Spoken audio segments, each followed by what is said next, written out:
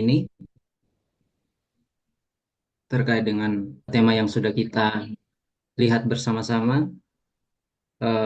Tentunya sebelum saya memulai diskusi kita teman-teman, ada alangkah lebih baiknya jika saya memberitahukan secara teknis jalannya diskusi kita pada saat ini, eh, di mana yang pertama tentunya eh, kita akan diperdengarkan materi oleh, mungkin saya bisa panggil juga Kak Sinta ya.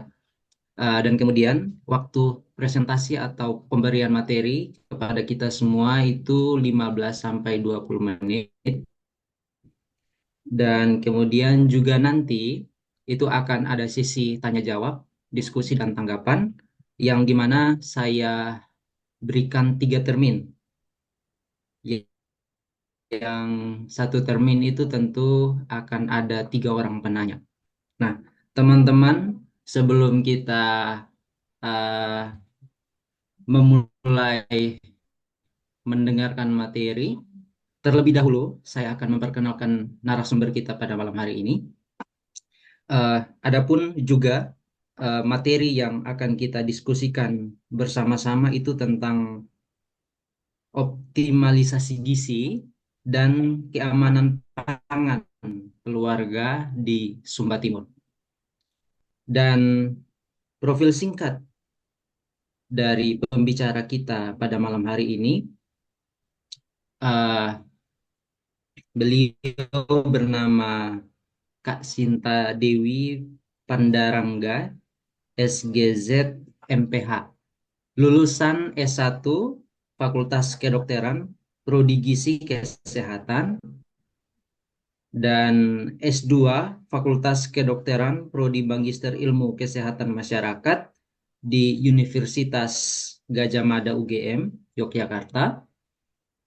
Dan sekarang pekerjaan atau jabatan Kasinta adalah ASN atau analis kebijakan.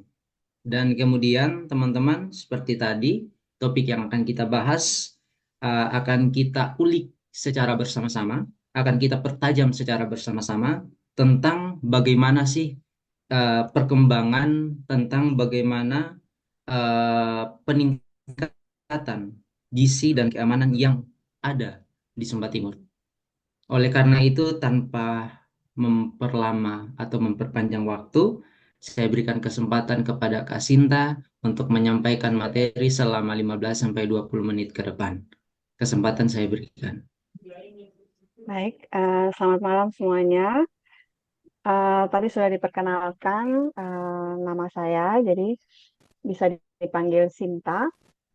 Saya kebetulan menjadi eh, sudah lama di dunia kesehatan sejak saya 2008, 2007 saya selesai kuliah S1, kemudian saya mengambil lagi S2 saya baru saja kemarin selesai.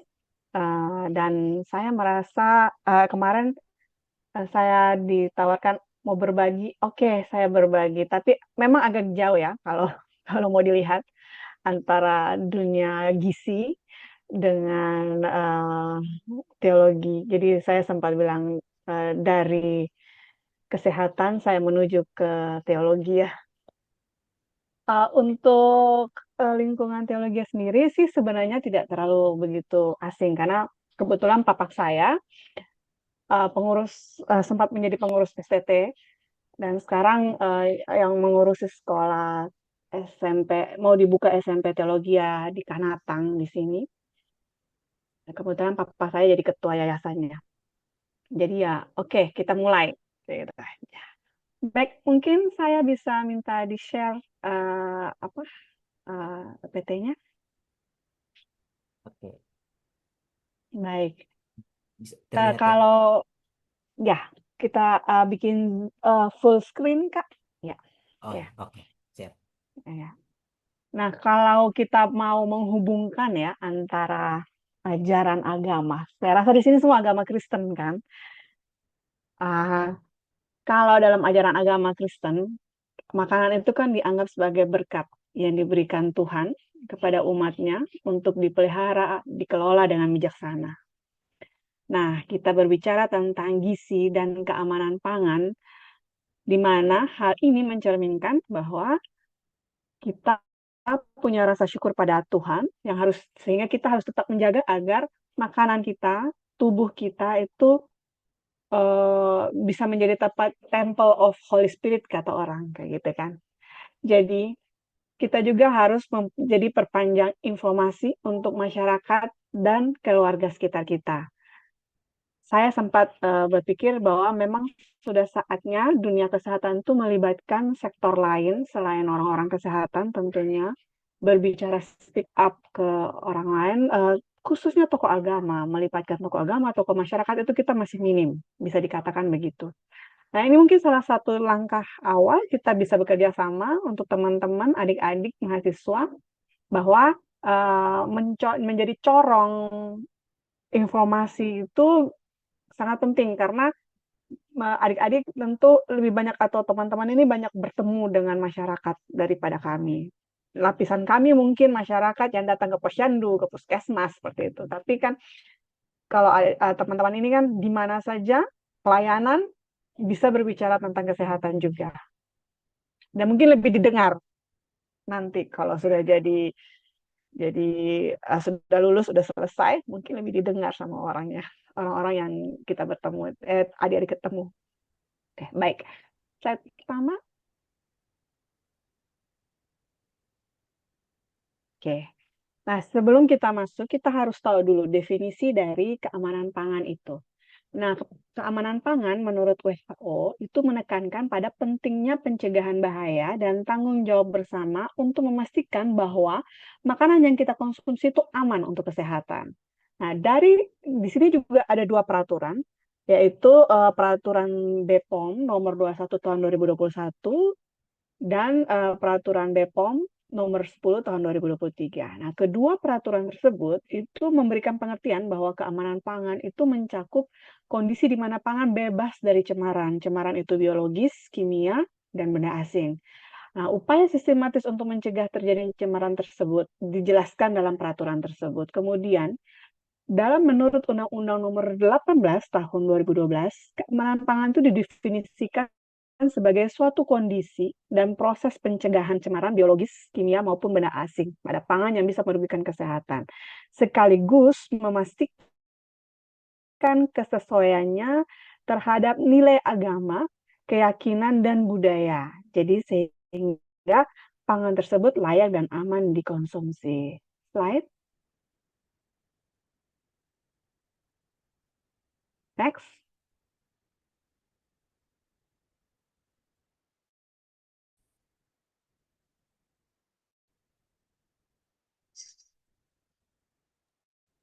Apa sudah berpindah? Sorry.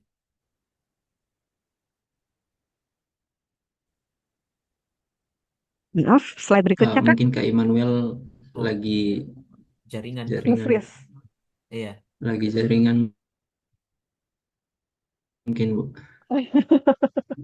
sorry, Iya. sorry.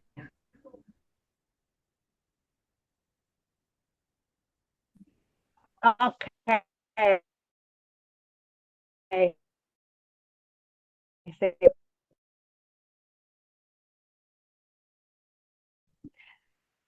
Nah, secara umum bagi pola perilaku konsumsi masyarakat, oke, dah. Nah, bisa dengar suara saya? Bisa Kak. Bisa Sorry, Kak. sorry, Jura. Suaranya kedengaran Kak? Jaringan saya Ah, agak ini bermasalah, sorry. oh ya, tidak apa-apa, Kak. Hmm,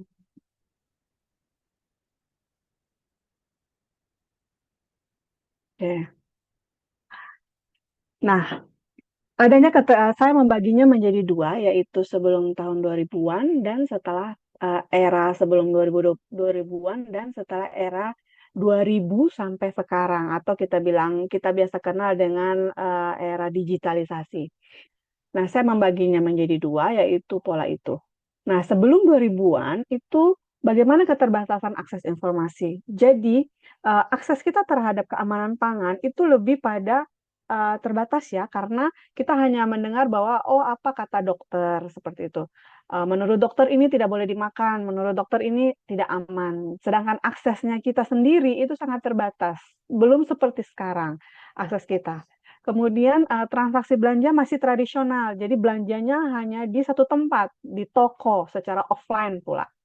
Nah, kalau pemilihan pangan itu lebih banyak didasarkan pada faktor tradisi dan budaya, seperti itu.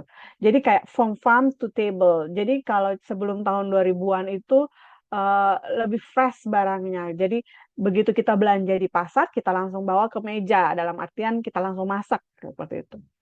Nah, pada saat era digitalisasi 2000 sampai sekarang, itu terjadi perubahan. Ultra olahan itu kalau kita lihat datanya itu ya, eh, ultra olahan itu meningkat sebanyak 9,63%. Menurut Kementerian Pertanian itu makanan olahan. Kemudian sekitar 30% nih pengeluaran bulanan itu untuk makanan.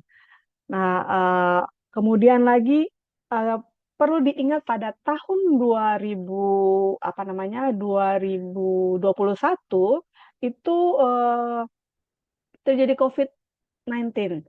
Nah, ini mengubah beberapa kebiasaan dalam mengkonsumsi, yaitu perubahannya kayak akses informasi yang lebih cepat dan luas. Kita kan work from home ya, jadi tidak boleh kemana-mana seperti itu. Jadi sehingga kita selalu mengaksesnya lewat internet, lewat HP, lewat eh, aplikasi-aplikasi jual beli seperti Grab, eh, apalagi dan lain-lain ya, Tokopedia dan lain-lain, sehingga kita akses informasinya lebih cepat dan luas. Kemudian segala sesuatu itu serba digitalisasi, jadi akses kita terhadap informasi tidak terbatas dari kata dokter lagi, tapi sudah bisa kita akses sendiri dengan membuka Instagram seperti itu, kemudian melihat influencer-influencer yang ada itu seperti itu. Kemudian perubahan dalam cara belanja.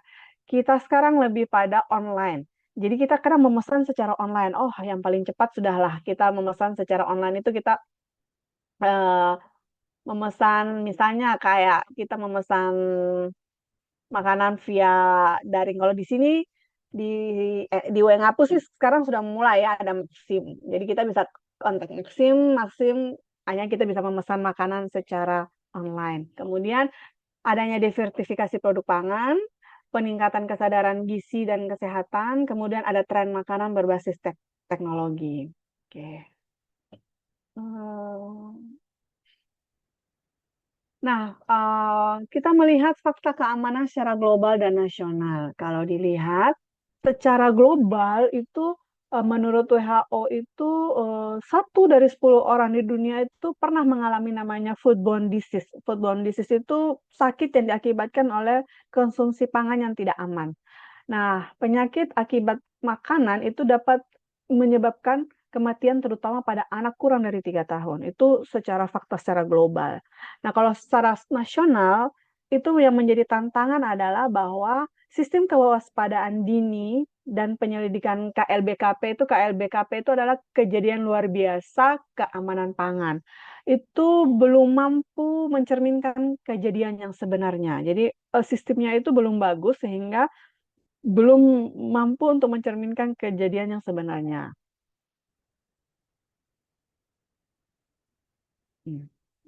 Saya nge-freeze. Maaf. Eh, halo? Iya, Oke. iya, Kak. Halo. Halo Kak, Ya. Bisa? Bisa, Kayaknya bisa. bisa saya Kak, yang bermasalah tadi. Oh ya, bisa bisa, bisa bisa. Kak. Oke. Ini Ya. slide-nya sudah berpindah. Oke. Oke. Nah, sekarang bagaimana secara data kita lihat bahwa ternyata itu di luar perkiraan bahwa tren penyebab KLBKP itu malah terjadi pada masakan rumah tangga. Terjadi peningkatan yang luar biasa dari tahun 2022 hingga tahun 2024 kemarin. Bahwa penyebab dari kejadian luar biasa keamanan pangan itu malah disetor atau disumbang dari masakan rumah tangga sebesar 57,25%. Nah, Ada 4 masalah klasik yang akan ditemukan mengenai keamanan pangan. Yang pertama, karena rendahnya higien atau kebersihan, lupa cuci tangan, seperti itu. Dan sanitasi, peralatan masaknya tidak dicuci, kayak gitu. Kemudian yang kedua adalah karena kondisi lingkungan tercemar limbah industri. Mungkin kalau di Sumba ya khususnya kita belum menemukan itu banget ya, tapi kalau di Jawa ikan itu bisa saja tercemar oleh limbah industri yang dibuang ke pantai seperti itu. Kemudian berikutnya penggunaan BTP, bahan tambah pangan. Jadi sebenarnya ada bahan tambahan untuk pangan yang diperbolehkan. Namun kadang digunakan melebihi batas yang diizinkan. Terus kemudian yang keempat, penyalahgunaan bahan berbahaya seperti formalin, rodamin B, boraks, metanil yellow. Mungkin kalau di tengah masyarakat itu yang sering kita dengar itu formalin dan boraks ya. Oke. Kemudian ini pangan tidak aman versus pangan aman. Kalau pangan tidak aman itu ada 3 jenis cemarannya, yaitu cemaran biologis, cemaran fisik dan cemaran kimia. Nah, kalau cemaran biologis itu biasanya disebabkan oleh kuman, cacing parasit, protozoa dan lain-lain. Oke.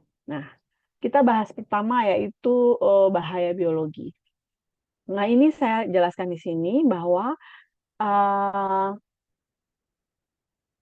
mikroba atau bakteri itu membutuhkan suhu 5-60 derajat untuk berkembang. Kemudian mikroba itu lebih mudah tumbuh pada ikan dibandingkan buah dan sayur.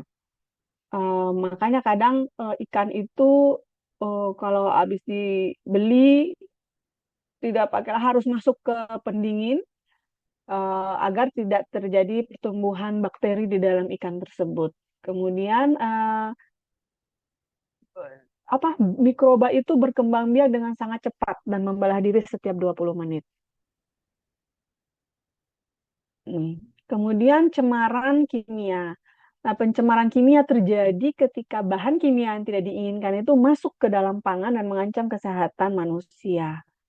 Nah, sumber cemarannya itu saya tulis 7, saya tampilkan 7. Yang pertama, sumber cemaran bahan kimia itu racun alami dari pangan itu sendiri. Misalnya sianida pada ubi, racun pada jamur. Kadang kata orang ya, kalau kita makan ubi iwi, kalau tidak hati-hati kita bisa keracunan. Nah, itu bahaya kimia dari pangan yang merupakan racun alami dari pangan tersebut. Kemudian yang kedua adalah cemaran bahan kimia dari lingkungan, misalnya limbah industri, asap kendaraan bermotor, residu pestisida pada hasil pertanian. Kemudian yang ketiga, cemaran akibat pengolahan pangan. Kemudian ada alergen, contohnya kacang tanah, kedelai, kacang pohon. Kemudian cemaran migrasi kemasan, itu maksudnya migrasi kemasan itu misalnya kita beli dulu ya, zaman dulu kalau kita beli gorengan, entahlah ya, yang kuliah di Salatiga atau kuliah di Jawa atau yang pernah belanja gorengan juga di sini, itu biasanya masih pakai koran dulu ya, masih pakai koran alasnya kayak gitu, atau beli kacang goreng nah dibungkus di dalam koran. Nah, itu bisa terjadi cemaran migrasi. Jadi eh, kandungan kimia yang ada dalam koran kan dicetak menggunakan tinta. Nah, itu kan ada kandungan bahan kimianya. Itu bisa migrasi pada makanan, pindah dia ke makanan. Akhirnya menjadi ancaman buat konsumennya. Kemudian yang keenam adalah penggunaan bahan tambahan pangan yang melebihi takaran. Kemudian bahan baku tercemar. Oke. Uh, ini adalah penyalahgunaan yang dilarang pada pangan. Itu ada formalin. Penyalahgunaannya itu biasa ditemukan di mie basah, tahu, ikan. Nah, ciri-cirinya itu mungkin ini mungkin menarik ya kalau untuk kaum awam. Kalau saya mengajar di Poltekkes atau mahasiswa kesehatan itu saya tidak terlalu menyoroti ini karena mereka udah paham ya, oh ciri-cirinya seperti ini. Tapi kalau untuk kaum awam mungkin ini menarik. Jadi kita bisa memberitahukan bahwa ciri kalau makanan itu ada formalinnya seperti apa sih kayak gitu. Nah, cirinya itu kayak mie basah, tahu, ikan itu tahan lebih dari 1 hari pada suhu ruang tanpa masuk ke kulkas ya. ke pendingin, dia bisa tahan 1 hari. Berarti kira-kira ini kayaknya ada formalin deh ya. Kemudian ada bau khasnya, bau khas formalin. Kemudian tahu tidak mudah hancur. Eh, Mie basah mengkilap. Mie basah itu ya paham ya, mie basah itu kayak yang di bakso-bakso itu mie basah. Itu kemudian tidak mudah putus. Nah, yang kemudian boraks. Ini yang saya bahas adalah yang sering jadi temuan ya oleh BPOM di pasar.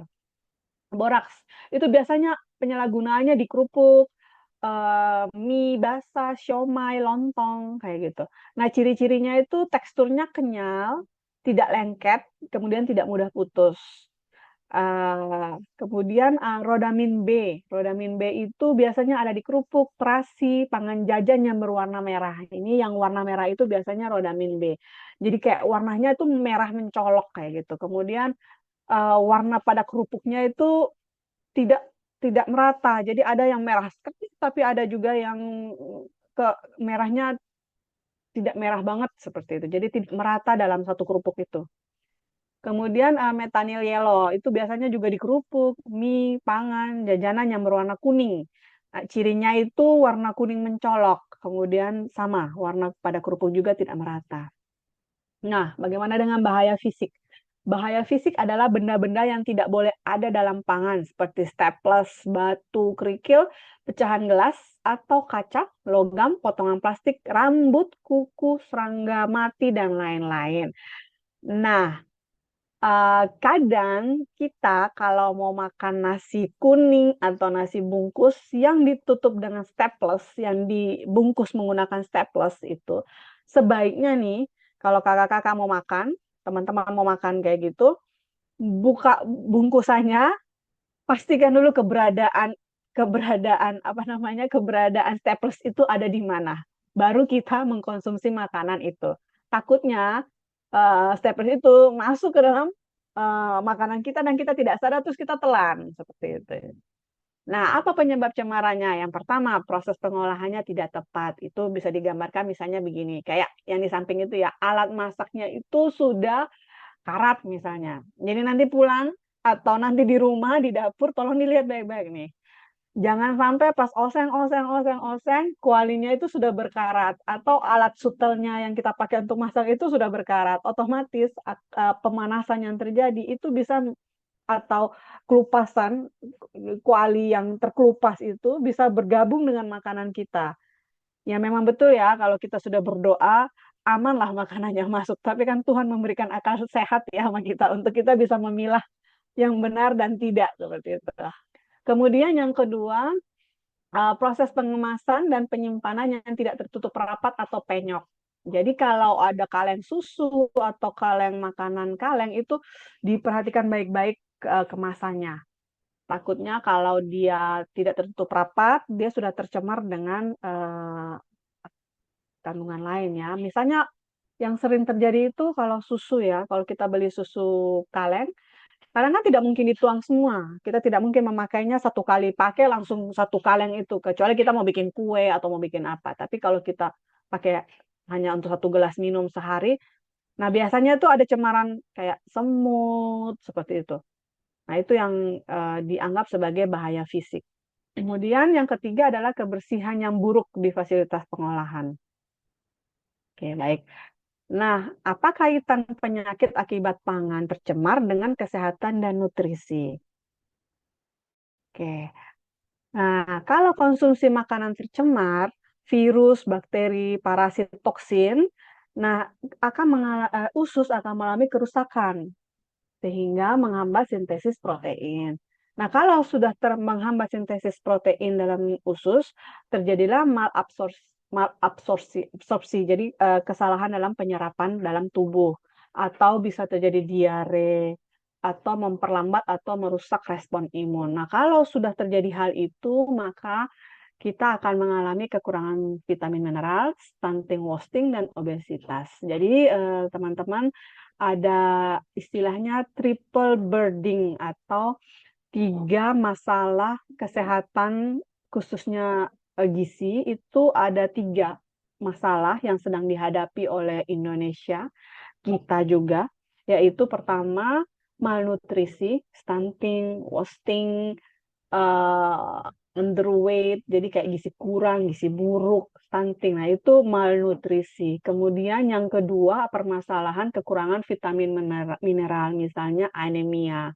Jadi kayak ibu hamil yang anemia bisa mengalami keguguran, perdarahan pada saat persalinan yang mengakibatkan kematian. Kemudian permasalahan ketiga, yang mungkin untuk skup Sumba Timur itu belum terasa, tapi untuk skup Indonesia pada umumnya itu sudah terasa, yaitu obesitas, khususnya obesitas pada anak-anak. Itu sudah mulai menjadi permasalahan. Jadi ada triple burden namanya. Kemudian, diare dan ispa merupakan penyakit yang sering menyerang anak-anak dan dapat memperlambat penyerapan makanan. Seperti itu. Nah, bagaimana cara mengatasi bahaya keamanan pangan?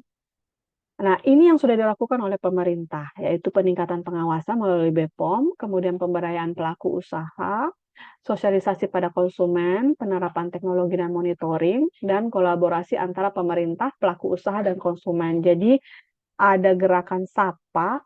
Jadi, gerakan SAPA itu Germas Sapa Gerakan Masyarakat Sadar Pangan. Nah, itu sudah mulai memasuki eh, wilayah kampus. Jadi sudah mulai BPOM itu sudah mulai menjelajahi wilayah kampus sekarang. Oke, ini karena tadi kita sudah tahu bahwa sumber penyebab utama terjadinya keracunan makanan itu berasal dari olahan rumah tangga. Sehingga saya rasa kita perlu bersama-sama tahu apa saja caranya. Yang paling mudah adalah menerapkan ini, 5 kunci keamanan pangan keluarga. Yang pertama, eh, pangan yang aman, gunakan pangan yang aman, kemudian menyimpan pangan secara aman, memasak pangan sampai matang, kemudian menyajikan pangan secara aman, dan menjaga kebersihan. Kita bahas satu-satu. Beli pangan yang aman. Nah, hal yang perlu diperhatikan ada 3, yaitu tempat pembelian, daftar pangan yang dibeli, kemampuan penyimpanan di rumah. Nah, kalau tempat pembelian, pastikan kita membelinya di tempat yang bersih dengan penjual yang bersih. Kemudian pilih penjual yang menyediakan pangan yang aman dan berkualitas. Nah, daftar pangan yang dibeli.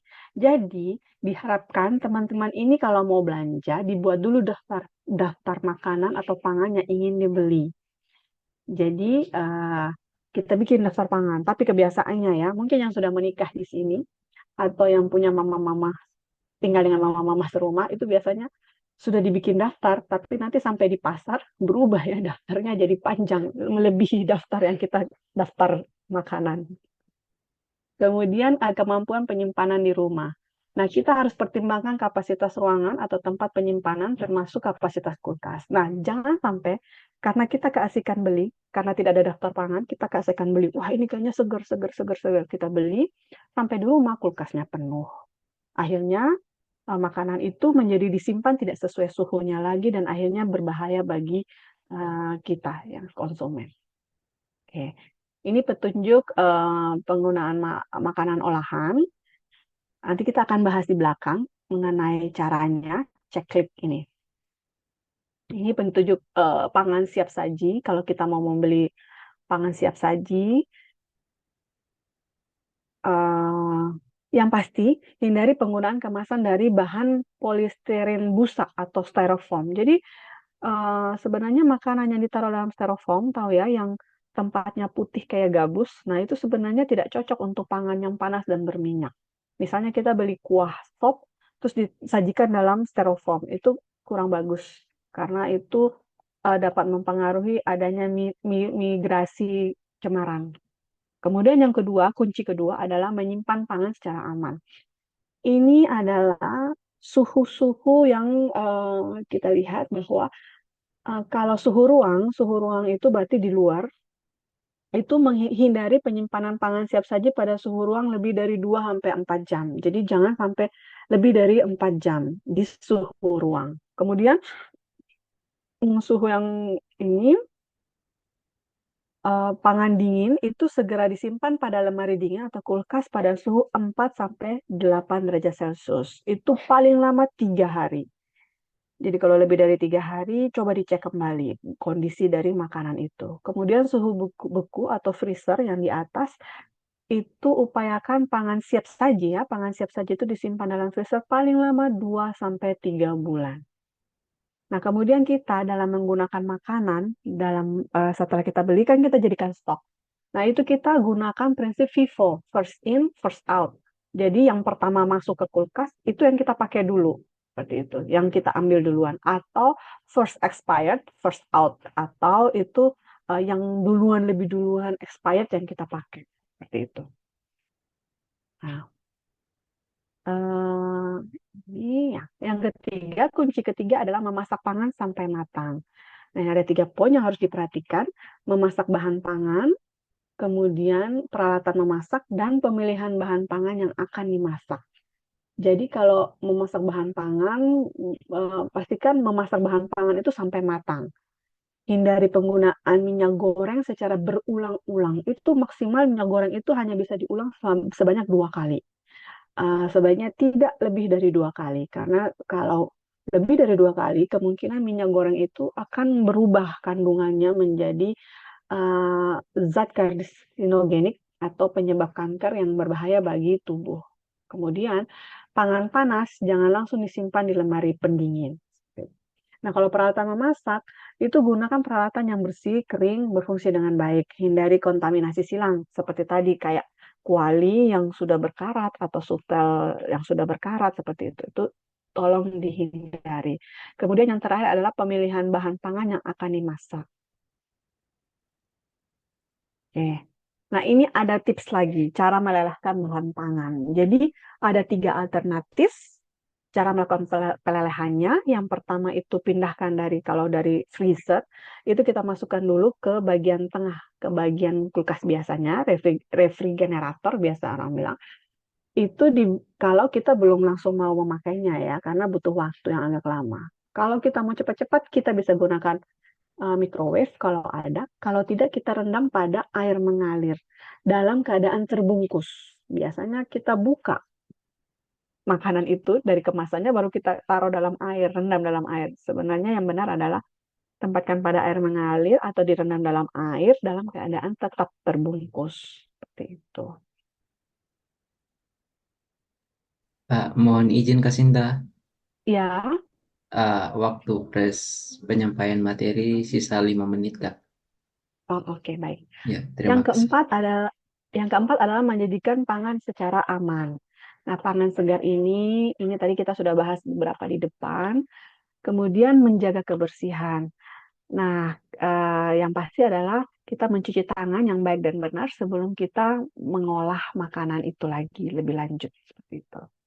Oke, ini ada salah satu aplikasi teman-teman bisa download di Play Store, yaitu Ceklik Bepom. Nah, teman-teman bisa download itu untuk apa sih? Nah, dalam Ceklik itu, aplikasi itu kita akan bisa mengecek kemasan, label dan izin edar dari produk tersebut. Jadi lebih membantu kita lagi untuk mempreventif diri kita sehingga dapat mengurangi uh, bahaya dari pangan yang kita beli. Jadi klik itu uh, singkatan dari K itu kemasan, L itu label, I itu izin edar, dan kadaluarsa. Ini harus dilakukan pada saat teman-teman ingin belanja makanan kemasan. Ya, nih, cek kemasan, pastikan kemasan itu dalam kondisi bagus, tidak sobek, tidak bolong, tidak bocor, tidak penyok, tidak karatan. Kemudian cek label. Nah, dalam label itu ada banyak sekali dalam satu produk. Ada nama produk, daftar pangan, halal, tanggal kode produksi. Kemungkinan juga kita seringnya nggak hanya lihat kadaluarsanya ya. Jadi saya ingin teman-teman belajar untuk melihat informasi nilai gizinya. Jadi di dalam itu kita bisa tahu uh, bahaya untuk diri kita. Misalnya ada yang dibilang sama dokter sakit gula atau diabetes mellitus DM ya. Kita bisa lihat dari informasi nilai gizi ini. Oh, ini kandungannya sebegini, gulanya sebegini. Oh, oke. Saya tidak makan itu karena kandungannya sebegini. Jadi dalam mengkonsumsi makanan kemasan, kita mulailah melatih jangan hanya melihat kadaluarsa saja, tapi informasi nilai gizinya juga tolong dilihat. Nah, dalam kemasan, makanan kemasan, ada yang punya centang hijau. Mungkin pernah ada yang lihat. di Beer Brand, ada juga di mie itu ada centang logonya begini, centang hijau. Itu maksudnya adalah bahwa produk tersebut dianggap lebih sehat dari produk-produk sejenisnya. Nah, ini adalah cek izin edar, kemudian cek kadaluarsa yang terakhir. Jadi kita melihat kadaluarsanya. Nah, kadaluarsa itu hanya bisa digunakan H-1 dari tanggal kadaluarsanya. Setelah itu kita sebaiknya tidak dikonsumsi lagi. Oke. Terakhir, keamanan pangan adalah tanggung jawab kita bersama, bukan pangan jika tidak aman. Jadi kita adalah apa yang kita makan. Oke, terima kasih. Oke, terima kasih Kak Sinta untuk materi yang sudah disampaikan kepada kita semua dan juga sudah sangat jelas materi yang disampaikan tentang pengelolaan pangan dan juga tentang bagaimana kita bisa memilih makanan-makanan yang sehat untuk tubuh kita dan juga mana makanan yang seharusnya sudah tidak layak lagi untuk kita konsumsi seperti itu. Nah, teman-teman yang masih ada dalam ruang Zoom ini, uh, kesempatan selanjutnya selayaknya kita mempertajam diskusi kita terkait dengan materi kita malam hari ini. Jadi termin pertama saya berikan kepada tiga penanya yang sudah punya pertanyaan. Tentunya pasti sudah ada, karena sudah sangat banyak materi yang disampaikan dan sudah sangat kaya pemahaman kita.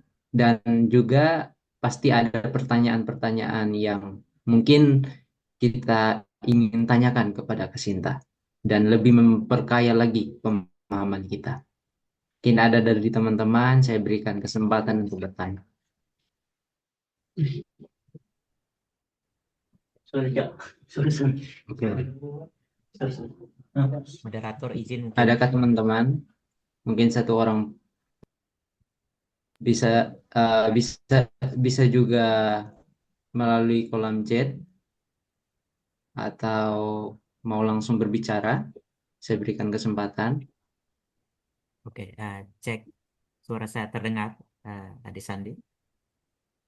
Oke, Kak Eman. Oh ya, Terdengar, Kak Eman. oh ya, oke, Terdengar. oke. Terima kasih untuk Kak Sinta sudah berbagi bersama kita terkait berbagai macam hal. Saya jujur secara pribadi saya disadarkan ternyata selama ini untuk menjaga kesehatan itu sangat sangat sangat penting ya, dan beberapa langkah-langkah praktis, cara-cara yang mungkin selama ini tidak terlalu begitu penting ya buat kami, sangat bagi saya mungkin tidak terlalu terlalu apa ya, banyak menghiraukan hal-hal yang sangat praktis terkait misalnya melihat label, bagaimana ukuran apa dari makanan yang kita mau beli, konsumsi, dan lain segala macam. Dan tadi sudah sangat baik dan saya secara pribadi tersadarkan dengan beberapa hal-hal penting itu. Dan terutama sebenarnya yang menjadi kegelisahan saya uh, uh, di era yang sekarang ini ya Kak, yang serba instan, terkadang tuh jujur saya di rumah sini tuh kadang waktu untuk mau mau masak itu sangat-sangat sedikit.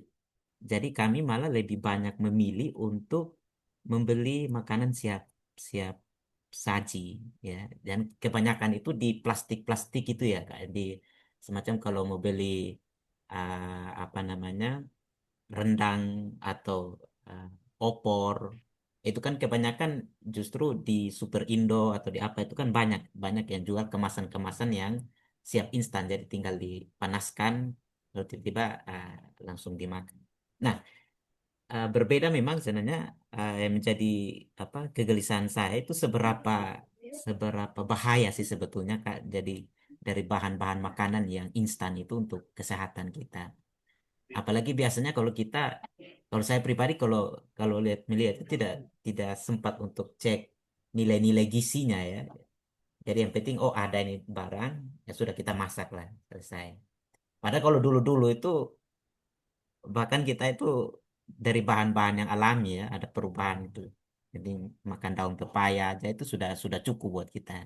Nah, tapi kan kita diperhadapkan dengan era yang seperti itu. Nah, itu yang bagi saya jadi kegelisahan. Dan kalau menurut kakak sendiri seberapa bahaya sih buat kita untuk terlalu kebanyakan mengkonsumsi makanan yang siap saji dan instan seperti itu. Nah, itu yang pertama. Yang kedua, uh, saya ingin mungkin mempertanyakan ya, mungkin sejauh ini mungkin kakak sudah sempat riset dan juga bertemu dengan masyarakat di Sumba. Dalam temuan kakak atau mungkin dalam pertemuan dengan masyarakat sekitar, untuk masyarakat Sumba atau mungkin khusus di Sumba Timur, uh, dalam pengamatan kakak sudah seberapa persentasi ya, persentase kesadaran masyarakat itu tentang pentingnya pangan. Nah, itu mungkin yang mesti jadi, apalagi dengan tentunya kalau masyarakat di kota pasti punya punya sedikit kemajuan. Tapi bagaimana dengan misalnya uh, bapak mama atau kakak yang ada di keluarga yang ada di desa, yang tentunya kalau mau makan yang penting hari ini ada daun ubi atau bunga pepaya saja mungkin sudah cukup, atau mungkin makan kalau ada garam saja itu sudah bersyukur, dan tinggal tambah dengan kalau ada sambal atau apa itu sudah cukup. Nah, kira-kira sejauh mana dalam pengamatan kakak kesadaran untuk membangun uh, gizi yang baik bagi tubuh itu seberapa itu, dan tentunya ini jadi tantangan juga ketika kita tidak punya nutrisi yang baik, pasti akan mempengaruhi dari segi perkembangan fisik kita, misalnya perkembangan intelektual ya, cara berpikir kita juga mungkin akan sangat mempengaruhi, lalu bagaimana juga misalnya uh, emosional kita dan lain sebagainya. Tentunya itu dipengaruhi juga dari apa yang kita konsumsi ya, seperti tadi penutup slide itu. Mungkin itu saja dulu dua dari saya. Terima kasih. Saya kembalikan ke adik moderator. Oke, Kak Eman, terima kasih untuk dua pertanyaan yang sudah diberikan.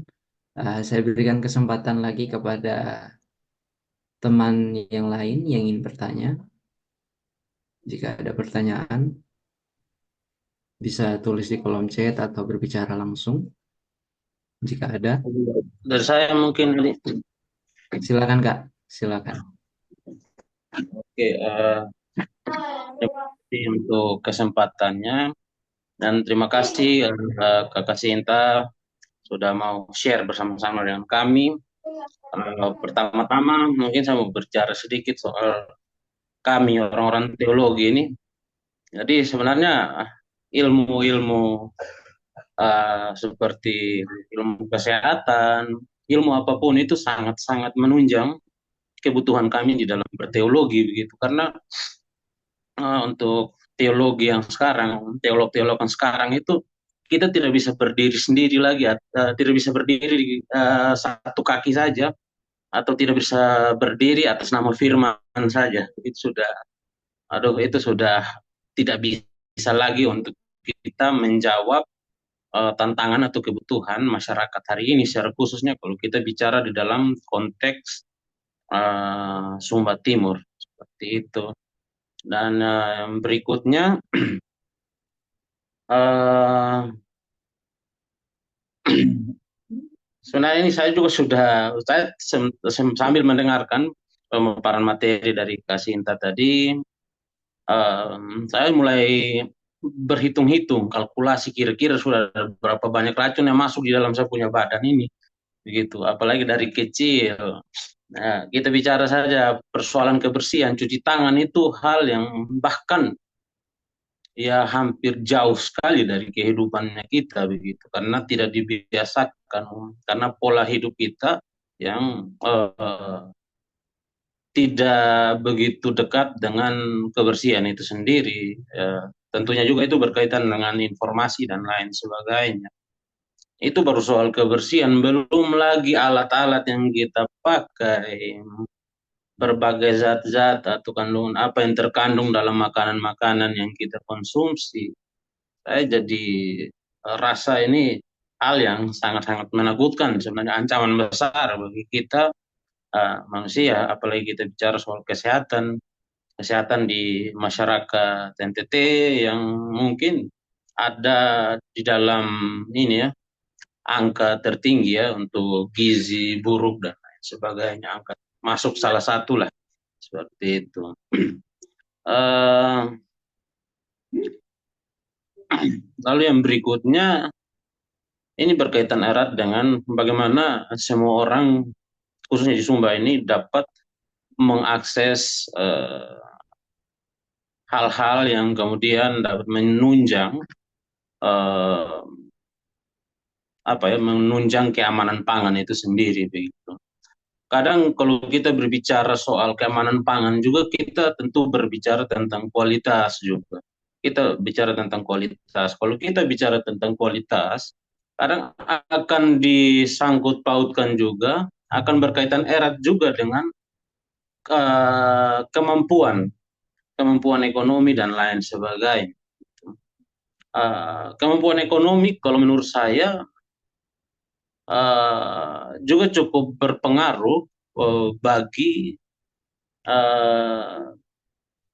bagi kita untuk masuk ke dalam ranah keamanan pangan itu sendiri. Begitu. Misalnya kalau kita bicara soal bagaimana kita menjaga makanan tetap awet, tentunya kita butuh kulkas dan tidak semua orang punya kulkas, tidak semua orang punya pendingin. Begitu. Dan itu tentunya berkaitan erat dengan itu.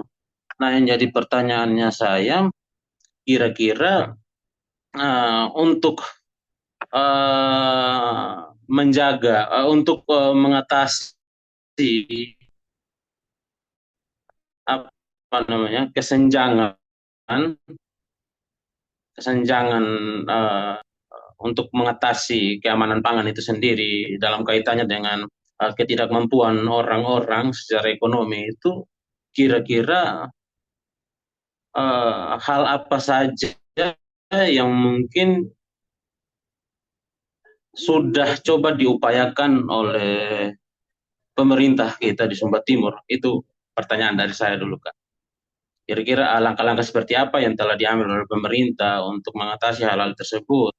Bahwa dalam kenyataannya masyarakat kita memiliki masalah untuk mengakses keamanan pangan itu sendiri, masyarakat khususnya dari persoalan kemampuan ekonomi itu sendiri. Itu sih sejauh ini dari saya. Terima kasih. Ya, terima kasih Kak Paulus untuk pertanyaan yang sudah diberikan kepada kita. Mungkin saya langsung tutup untuk termin pertama dan kepada Kak Sinta saya persilakan untuk menjawab pertanyaan-pertanyaan yang sudah diberikan oleh Kak Eman dan Kak Paulus. Silakan Kak Sinta. Baik, terima kasih. Mungkin yang pertama itu dari Kak Eman itu maksudnya seberapa aman makanan kemasan itu dikonsumsi, begitu Kak? Iya, iya Kak. Ya. Jadi sebenarnya semua makanan kemasan itu aman untuk dikonsumsi siapapun. Karena begitu makanan itu dijual di pasaran, dia akan melalui tahap izin, ada surat izin edarnya dan lain-lain pada kemasannya. Nah, yang kita bahas ini mungkin lebih kepada makanan kemasan pabrik ya. Kalau makanan rumah tangga yang kita beli misalnya kayak kita beli nasi rendang seperti itu kan tetap dikategorikan makanan rumahan, tapi dimasak oleh pihak ketiga. Ya. Nah, kalau di sini kita lebih berbicara mengenai makanan kemasan yang dikemas oleh pabrik. Nah, sebenarnya semua makanan kemasan itu saya rasa aman buat siapa saja, asal dikonsumsi secara bijaksana. Ini yang penting bahwa yaitu Tuhan tidak memberikan hanya ini kan, Tuhan juga memberikan akal sehat pada kita untuk memilah mana yang benar, mana yang salah. Tapi diberikan saja semua pilihan itu, seperti itu. Nah, salah satunya seperti yang saya bilang tadi, kalau kita mendownload aplikasi Ceklik itu, Bepom punya Bepom, nanti di makanan kemasan itu ada barcode-nya, Kak. Nah, dalam barcode itu kita tempelkan aplikasi itu, di situ langsung dijelaskan, surat izinnya, tanggal kadaluarsanya, kemudian mau cari tahu apa informasi tentang makanan itu ada dalam aplikasi tersebut. Nah, salah satunya kita misalnya nih, kita lihat di kandungan nilai gizi seperti tadi yang saya jelaskan. Ada anjuran dari kesehatan yang lagi ngetren sekarang, mungkin bisa kakak-kakak mereka atau teman-teman ini bisa berbagi somehow di pertemuan-pertemuan kecil atau dengan mahasiswa bahwa ada istilahnya GGL. Ini untuk keamanan kita ya, GGL. GGL itu adalah kandungan gula, garam, dan lemak yang dianjurkan pada masyarakat secara umum normal, tanpa ada sakit ya. Yang pertama itu adalah gula itu dibatasi dalam sehari itu konsumsinya 4 sendok makan. Kemudian garam itu 1 sendok teh, dan lemak itu 5 sendok makan. Seperti itu. Itu yang lagi booming ini. Seperti itu. Nah, kapan dia menjadi tidak aman buat kita? Ketika kita melebihi kadar yang seharusnya. Misalnya nih, Kak Eman didiagnosis dokter, oh ya, ini bukan mendoakan ya, misalnya, seperti itu. Didiagnosis dokter tensinya tinggi kan, misalnya begitu. Nah, tapi pengen makan nih, pengen ngemil gitu loh.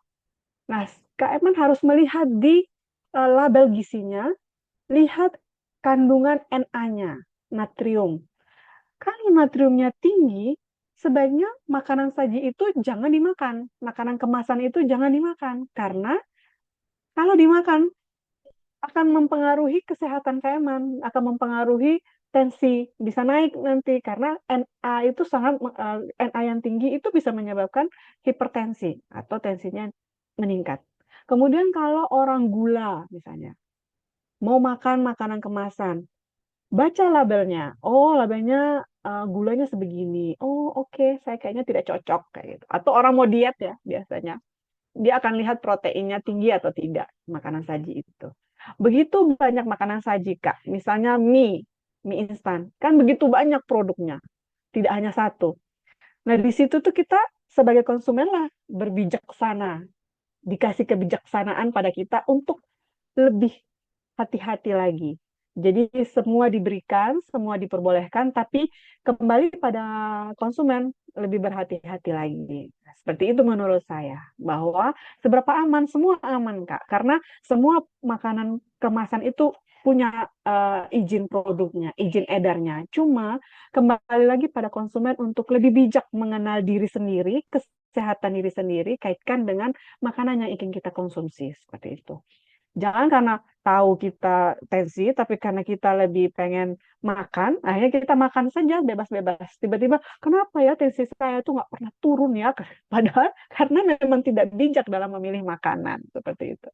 Kalau mau diingat beginilah, kalau nasihat ke orang ya, enaknya itu hanya seberapa senti lidah ini. Ke dalamnya udah sama rasanya. Mau permen, mau es krim, mau apa, itu hanya enaknya sepanjang lidah kita saja. Masuk ke dalam perut itu sudah sama kandungannya ya berbahaya atau tidak berbahaya, itu saja. Kemudian seberapa sadar masyarakat Sumba mengenai konsumsi makanan bergizi? Oke, kalau menurut pengamatan saya ya, bahwa sebenarnya sudah terjadi pergeseran konsumsi pola makan masyarakat khususnya di kota. Dulu kita kalau mau beli makanan pakai kantong apa? Hitam kan? Biasanya dikasih masuk dalam kantong hitam semua. Tapi sekarang sudah mulai terjadi pergeseran. Walaupun mereka sendiri mungkin yang jual juga tidak paham kenapa harus pakai kantong kuning atau kantong bening seperti itu. Tapi mereka mengikuti anjuran yang ada. Nah, salah satu cara yang pemerintah lakukan yaitu dengan seperti ini, bekerja sama dengan mahasiswa, bekerja sama dengan pihak ketiga dalam mensosialisasi mengenai keamanan pangan, seberapa penting makanan itu. Saya puji Tuhan sekali ya malam ini bisa memberikan sedikit informasi-informasi taktis ya pada teman-teman. Walaupun ya saya sih berpikirannya agak banyak, tapi ya sudahlah ya. Yang dari satu mulut ke mulut-mulut lain juga nanti akan beredar juga informasi ini. Nah kalau saya rasa seperti itu. Kalau di kampung Kak, memang menjadi kendala buat kita kalau kita membahas tentang makanan. Pertama, tidak banyak ya makanan saji yang beredar di masyarakat kalau di desa. Paling cuma itu saja. Yang kedua, kadang daya tahan tubuh itu berbeda-beda ya, Kak, antara yang satu sama yang lainnya. Misalnya kita lebih peka terhadap makanan kadaluarsa, bisa mencret, diare. Tapi ada pula orang yang masih bisa bertahan walaupun dia makan kadaluarsa, makanan kadaluarsa. Saya belajar waktu itu pegawai-pegawai buru-buru kerja. Hmm. Ini oknum ya, Ya. buru-buru kerja yang kerja proyek di desa, di kampung itu. Kadang mereka mengkonsumsi makanan kaleng, ikan kaleng, sarden yang sebenarnya sudah expired. Fine, tidak terjadi masalah sama tubuh mereka. Lain hal kalau mungkin saya yang makan ikan kaleng expired, mungkin saya akan mencret-mencret, diare. Nah, seperti itu. Jadi tergantung pada ketahanan kekebalan imunitas tubuh kita. Seperti itu juga faktornya. Kemudian kalau untuk makanan bergizi, Kak, itu masih menjadi masalah karena apa masalahnya? Kita bahas tentang gizi, suatu penyakit atau malnutrisi misalnya ya, gizi buruk, gizi kurang. Hal yang tidak spontan langsung dirasa dampaknya. Beda kalau kita ngomong soal eh, salah minum obat, keracunan obat, kan langsung spontan, Hmm. kelihatan. Hmm. Nah, kalau kita berbicara tentang gizi, memang agak menjadi tantangan karena efeknya itu butuh waktu yang agak lama seperti itu. Hmm. Contoh kecil saja, sekarang kan Indonesia sedang membahas tentang stunting. Ya. Tapi kalau kita bahas tentang stunting di desa, itu biasanya masyarakat nggak terlalu peduli karena apa Hmm. sih pendek kan? Yang pendek ya nggak yang juga yang pendek gitu kan? Nah itu menjadi tantangan tersendiri di dunia gizi. Bagaimana membuat seseorang sadar bahwa makanannya itu kurang gizi atau tidak seimbang gizinya. Tapi kesininya sih eh, saya melihat bahwa sudah mulai tahu oh dalam makan itu ada nasi, ada eh, hal-hal yang dulu kalau orang kampung bilang makanan bergizi adalah makanan pesta. Itu adalah prinsip orang desa. Makanan bergizi adalah makanan pesta. Makanan pesta berarti ada daging Ya. seperti itu. Tapi tugas kita lah semua yang paham akan sebenarnya seperti apa makanan bergizi itu. Jadi saya rasa itulah kenapa kita harus melibatkan banyak stakeholder lain selain kesehatan tentunya. Itu mungkin penjelasan saya. Kemudian untuk pertanyaan Kak Paulus, untuk mengatasi keamanan pangan terkait kesenjangan ekonomi, hal apa saja yang telah dilakukan. Pernah ketemu waktu saya menulis, saya turun ke desa-desa, saya bertanya mengenai persepsi kepala desa, pemerintah desa mengenai malnutrisi. Nah, di desa itu ada PMT.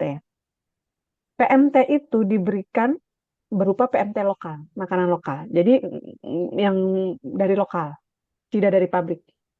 Jadi nasi, sayur, lauk, lauk pauknya buah. Nah, saya bertanya, ada tidak kesusahan dalam pelaksanaan PMT ini? Nah, katanya kadernya begini, kami harus ikut menu yang dikasih oleh ahli gizi puskesmas. Dalam menu itu ada ayam goreng untuk anak-anak gizi buruk. Permasalahannya ada ikan goreng. Permasalahannya kami jauh dari pasar untuk membeli ikan. Tapi kami harus membeli ikan itu. Hmm.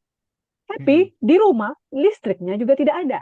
Desa tidak 24 jam. Jangankan bilang kulkas lah, listriknya saja tidak ada. Seperti itu. Kami bingung Ibu harus seperti apa. Nah, itu yang menjadi masalah. Betul, menjadi masalah. Sebenarnya kesalahannya ada di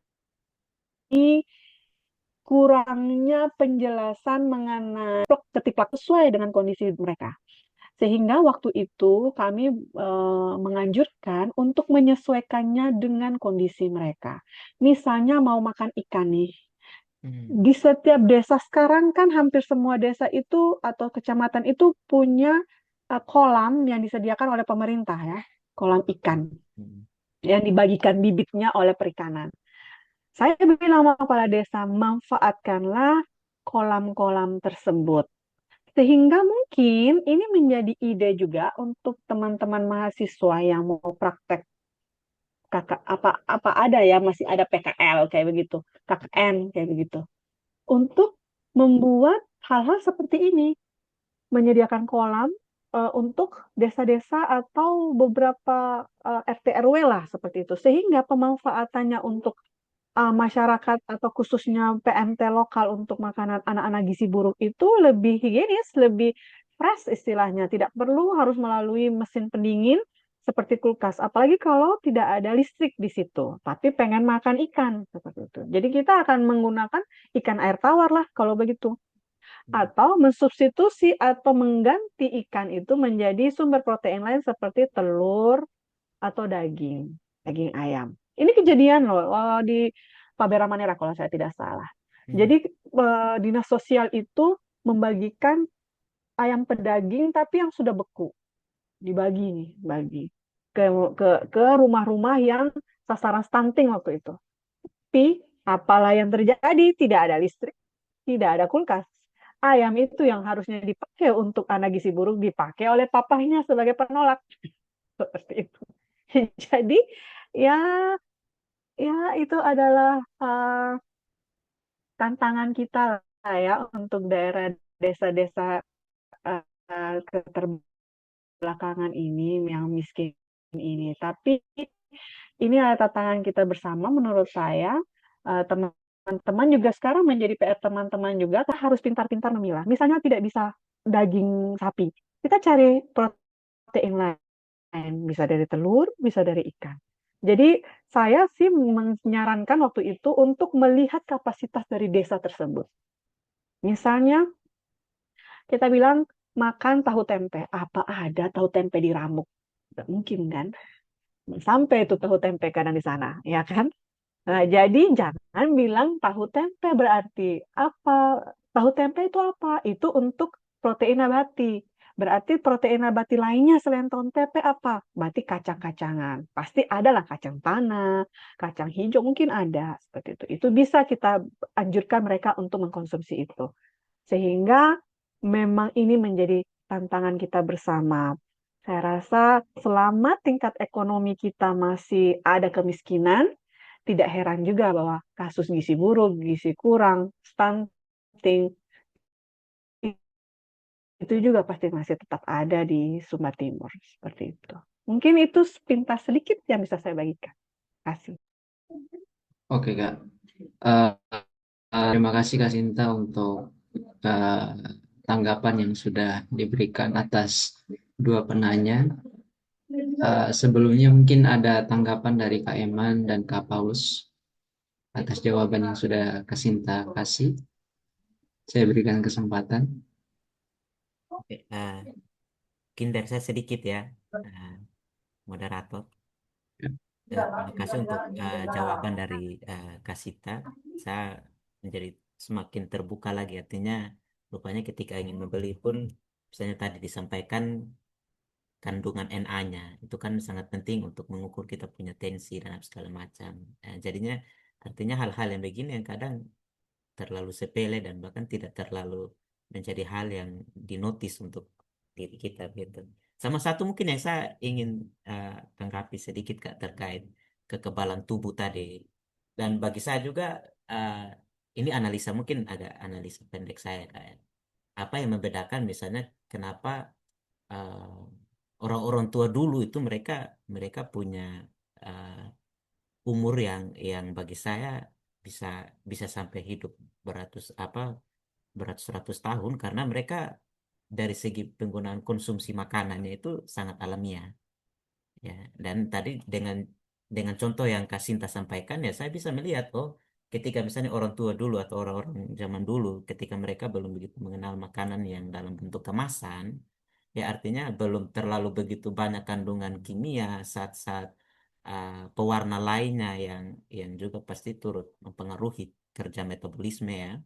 Artinya ketika orang mengonsumsi yang masih sangat alami itu yang mungkin bahannya tidak perlu tambah vaksin, tidak perlu tambah masako, tidak perlu tambah roiko atau apa penyedap rasa yang lain. Mereka punya cenderung relatif hidup yang bagi saya terhindar dari masalah-masalah kesehatan yang apa termasuk gula dan yang lain sebagainya. Itu mungkin sedikit yang saya bisa uh, tanggapi mungkin ya kan.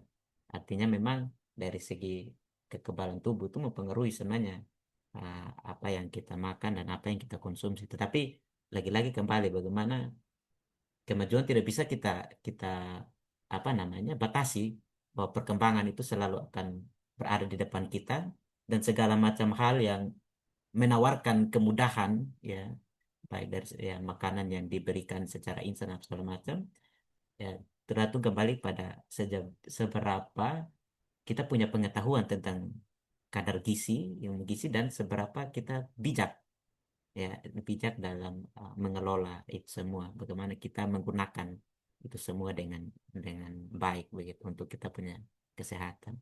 Itu saja mungkin sedikit. Terima kasih moderator, terima kasih Kak Sinta. Sama-sama. Terima kasih Kak Eman untuk tanggapan yang diberikan.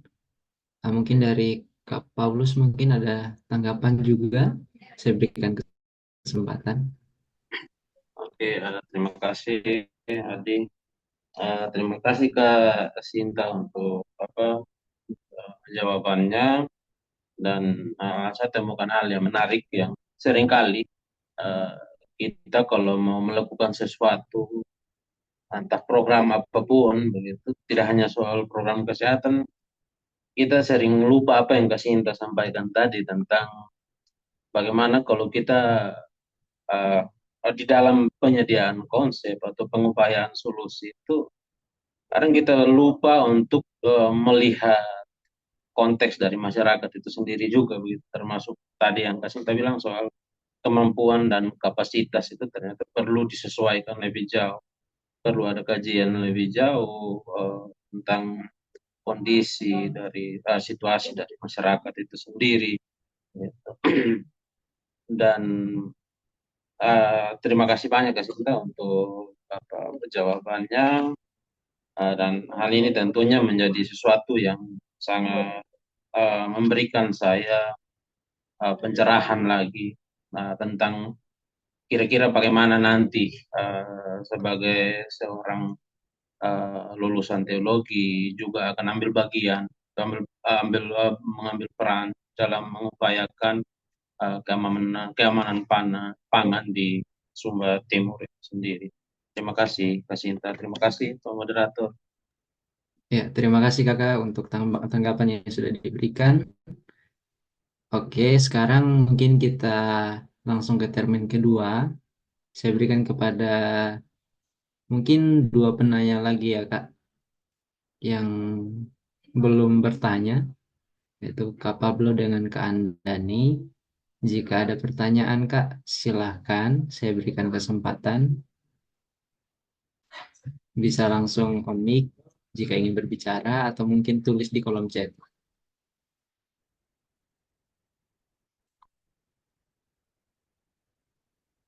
Mungkin ada pertanyaan.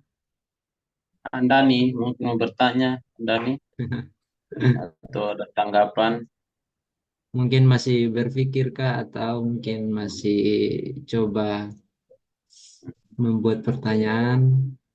Tidak salah, Andani ini dari ini, Saya dari Yayasan Sopan, Yayasan Sopan, Solidaritas Perempuan dan Anak di Sumba. Oh, Silakan Anda. silakan Kak Andani, saya berikan kesempatan. Oke, baik. Terima kasih banyak Kak Rislon. Terima kasih banyak Kak Sinta. Salam kenal, saya Andani.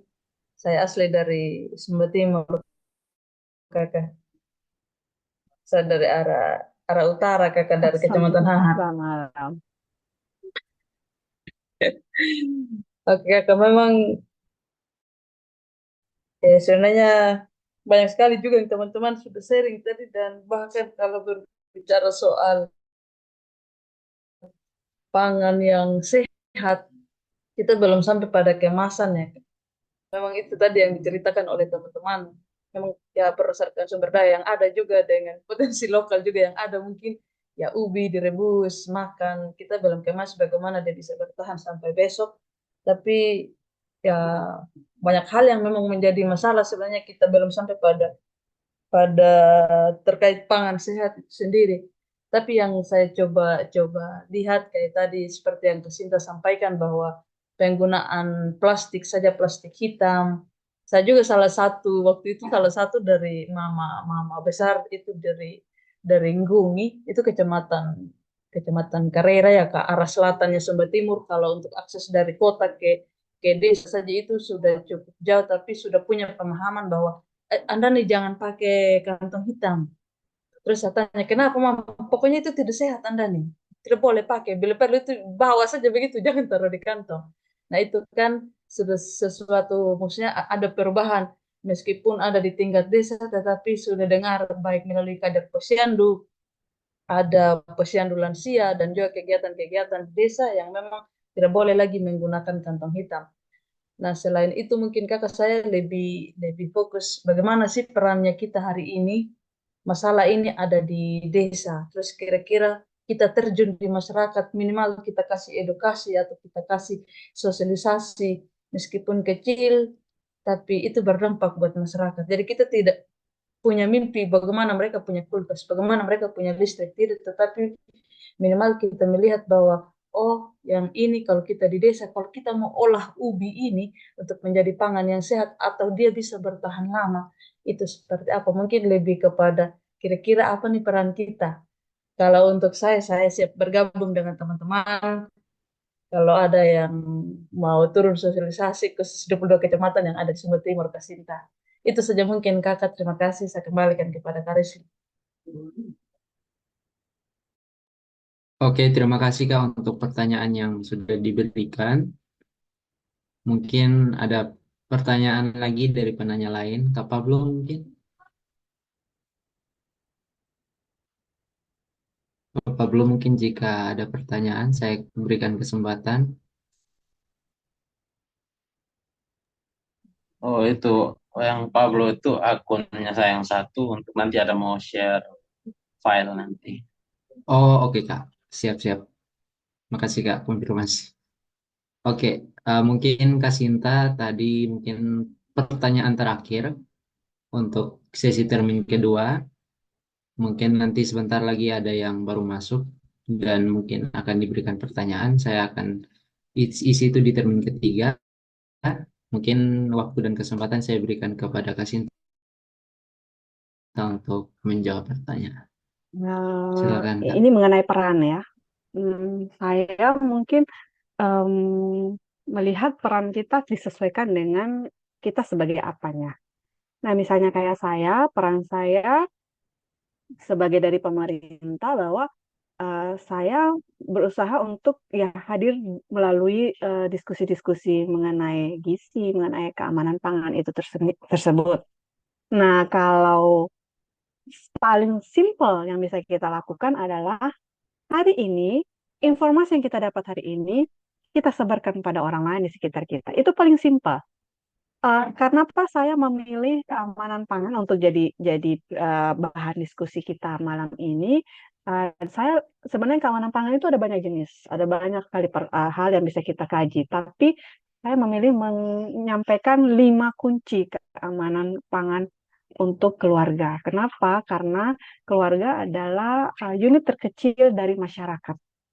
Jadi kalau kita sendiri, kitanya sudah bisa menerapkan 5 kunci pangan ini dengan baik, kita juga bisa berbagi pada tetangga, pada adik, kakak, keluarga, sepupu, atau pada saat kita ketemu, kita ngobrol, atau bisa dijadikan bahan diskusi ringan ya. Kadang kan kita kalau kumpul-kumpul keluarga, daripada kita mengupas orang, mending kita mengupas informasi yang ada. Ya, apalagi kalau mama-mama kerja pesta tuh, sambil kupas bawang juga kupas yang lain kan. Jadi mending kita berikan informasi-informasi seperti ini. Jadi kenapa simpel? 5 kunci keamanan pangan keluarga. Simpel sekali. Itu bisa dilakukan di mana saja. Mau di kota, mau di desa, itu bisa. Jadi saya sudah sempat bagikan materinya di KM-an, mungkin bisa nanti bisa dipinjam untuk dipelajari lagi, untuk disampaikan lagi di mana saja nanti teman-teman berada. Itu peran yang paling sederhana yang bisa kita lakukan. Jangan menunggu ada event dulu atau ada apa yang besar seperti itu.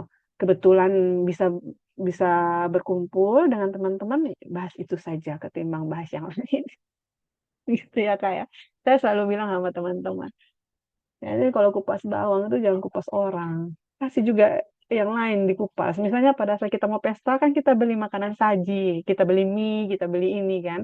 Nah kita bahas sambil kita omong. Tahu tidak ini kadaluarsanya H-1 hanya boleh dimakan H-1 sebelum kadaluarsa. Kalau sudah lewat jangan paksa makan.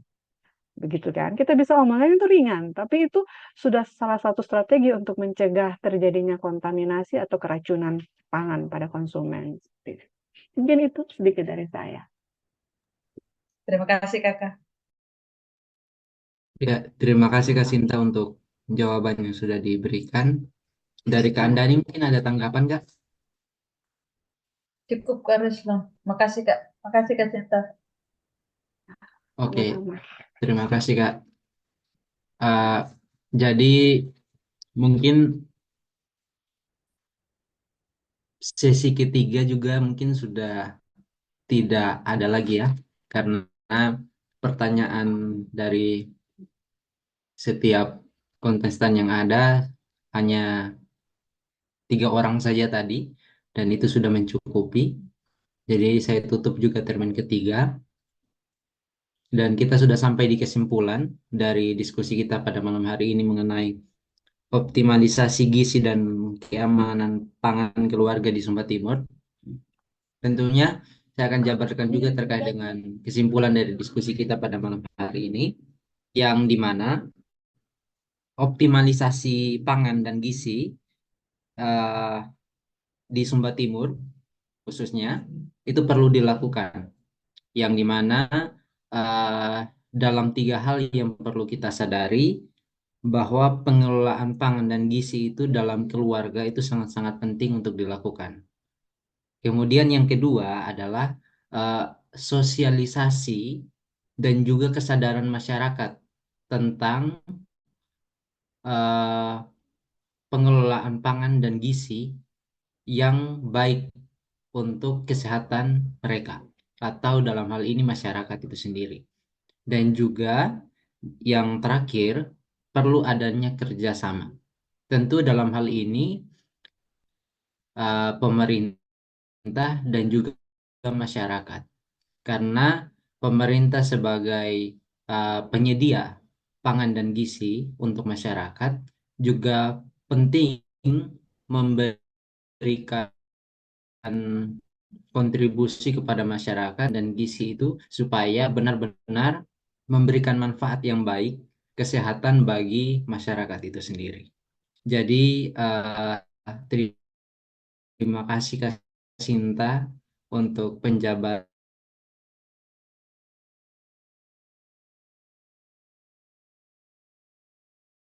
materi dan juga kami ke depannya ketika kami juga masih berkuliah, bagaimana cara kami menjalani kehidupan anak kos.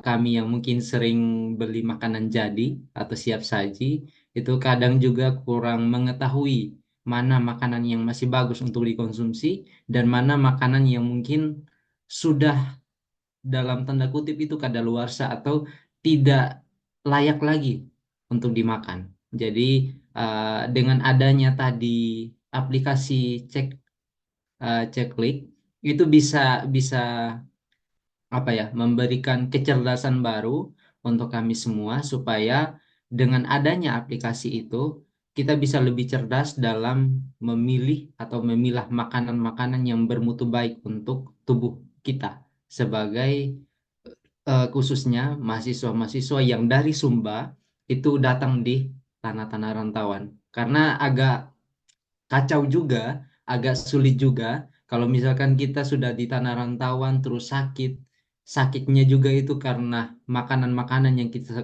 konsumsi itu tidak bagus begitu. Jadi terima kasih. Mungkin itu saja kesimpulan dari materi kita pada malam hari ini. Selanjutnya eh, saya berikan atau saya kembalikan eh, diskusi kita ke Kak Eman. Silakan Kak. Baik, terima kasih Adi Sandi sudah memimpin diskusi pada malam hari ini. Sekali lagi, eh, secara pribadi mewakili teman-teman di komunitas Ikatan Mahasiswa dan Alumni Teologi Asal Sumba UKSW menyampaikan limpah terima kasih yang sebesar-besarnya atas waktu dan kesediaan dari kakak untuk berbagi bersama-sama dengan kami eh, di komunitas ini, Kak. Karena eh, jujur memang ini karena ada di masa-masa akhir akhir perkuliahan ya, Kak. Jadi beberapa yang mereka lagi kejar buru deadline deadline untuk mengumpulkan paper dan segala macam, dan mungkin belum bisa berkesempatan untuk hadir, tapi uh, kami sangat bersyukur dan berterima kasih pertemuan ini saya izin karena record ya Kak, di record untuk dokumentasi, dan ini sangat penting sekali untuk jadi bahan edukasi untuk uh, teman-teman di komunitas kami dan juga bagi masyarakat umum. Dan sebagai bentuk apresiasi dan juga ungkapan terima kasih kami, kami melampirkan ada apa yang kami sertifikat ya Kak ya, nanti akan kami bagikan sebagai bentuk terima kasih kami.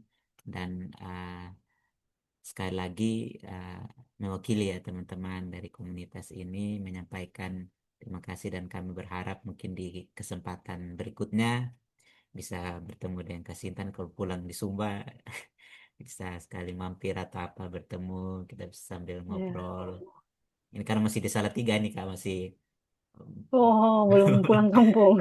ya, masih Ya, di sini nanti. baik. Ya, sekali lagi mewakili teman-teman, terima kasih untuk kesediaan dan waktunya Kak Sinta sudah berbagi dengan kami materi yang sangat baik. Tadi saya sudah share juga papan PPT-nya di apa grup untuk mungkin teman-teman yang tidak bisa mengikuti hari ini bisa melihat dan menonton pertemuan saat ini.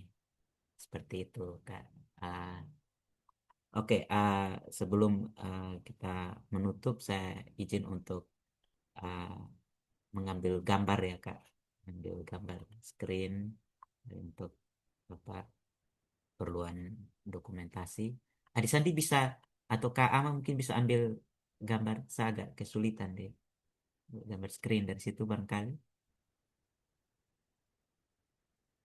Oh ya, oke mungkin bisa Oke, bisa. diberi aba-aba Kak, sorry. Oke, satu. Oke, saya hitung satu, dua, tiga.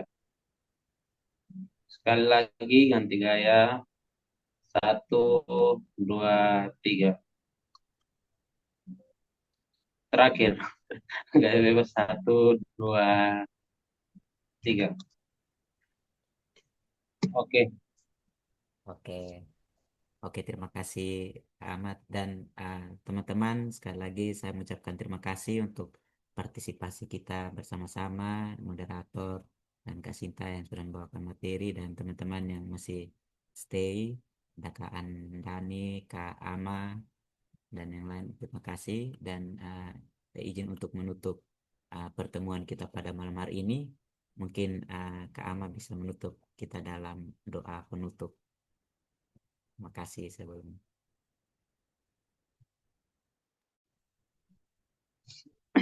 ya mari kita menutup diskusi kita di dalam doa.